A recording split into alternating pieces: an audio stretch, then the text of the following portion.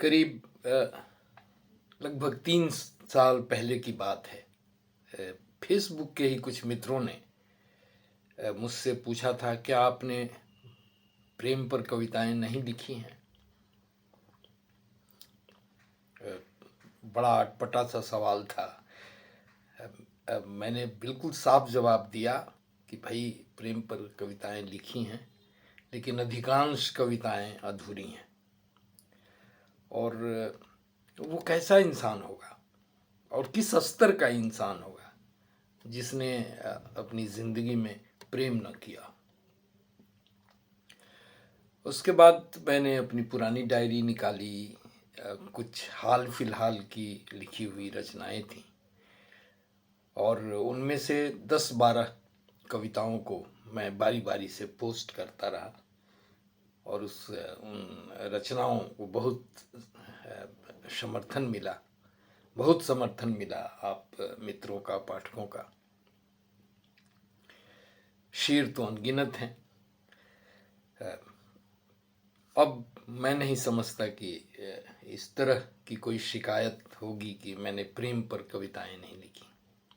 उसी कविता में एक छोटी सी प्यारी सी कविता का मैं आज पाठ कर रहा हूं। उसकी तस्वीर और अधूरी कविता। उसकी तस्वीर और अधूरी कविता। मेरे पास उसकी एक तस्वीर है। मेरे पास उसकी एक तस्वीर है, न जाने कब से। कितने बरस बीते उसकी तो गिनती भी याद नहीं। अब कुछ याद नहीं इसके सिवाय कि एक तस्वीर है जो मेरे दिल के एक हिस्से पर अपनी जगह जमाए बैठी है।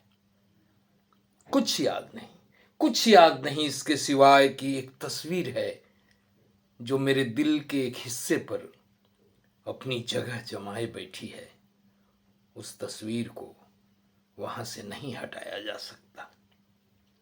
उस तस्वीर को वहां से नहीं हटाया जा सकता। इसके लिए आपको मेरे दिल के उस हिस्से को काटना होगा।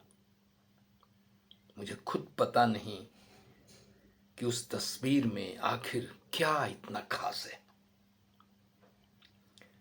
पहाड़ियों के ऊपर खुला खुला नीला सफेद आसमान है। झील में सैर करती झील सी 2 आंखें हैं। होठों पर तैरती मुस्कुराहट है, निष्कलुष बस। पहाड़ियों के ऊपर खुला खुला नीला आसमान है। झील में सैर करती झील सी 2 आंखें हैं। होठों पर तैरती मुस्कुराहट है, निष्कलुष बस। यह नैनीताल है या महाबलेश्वर, क्या फर्क पड़ता है। गौर से देखता हूं मैं वह नाव जो शोखी से मचलती चली जा रही है। गौर से देखता हूं मैं वह नाव जो शोखी से मचलती चली जा रही है, जिसे जिंदगी शांत भाव से जिंदगी की जिद्दी लहरों पर सवार हो। मैं सोचता हूं कि इस तस्वीर पर एक कविता लिखूं। मैं सोचता हूं कि इस तस्वीर पर एक कविता लिखूं। कई बार शुरू किया, कभी पूरी नहीं हुई। कई बार शुरू किया, कभी पूरी नहीं हुई। कितने शेर कह डाले, बात ही नहीं बनी।